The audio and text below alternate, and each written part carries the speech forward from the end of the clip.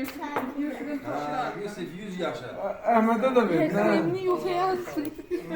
Yusuf gün o gün olsun instituta qəbul olasın. Yusuf. At günü mübarek.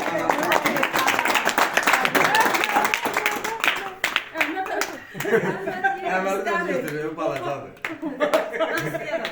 Siz de robot üstü falan tadı.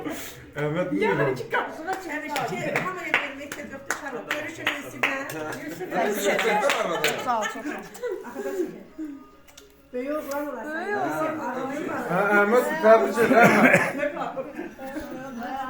Tebrik ederim. Təbrik elə qaqiri. Nə deməlisin? Sən nədə Sen öpürsün? görüştünüz mü? Yok Ahmet dedi tebrik ederim. Tebrik ederim hayatım. Çok sağ ol. Git atayla görüş. Allah sana uzun ömür, can sağ ol. Amin, amin. Gel bir.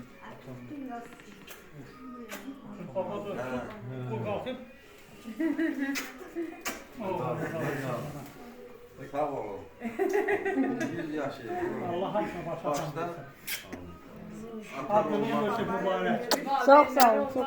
Başda valideynlər olmaqla. Allah sizdən razı olsun. Allah can sağlığı versin. Yuvada bilmiş ya. Sıçırıp gelmeyle. Elin konular olsun. Yusuf'u mən təbrik edirəm. Böyük oğlan olsun və Yusuf balam fəxrimiz olsun hamımızın. Daimi getir belə. Bir böyle öpseniz o nedir? Ahmet bir de tebrik eder. Yusuf'u bir de tebrik eder. Allah sana kurban olsun. Ben torpunu kesin verin de lan. Sen ki bizim Yusuf'umuz. Birini götür aparayım. Birini götür. Biri sahnede. Hemen 11 götür buraya gel. Şöyle dayandım.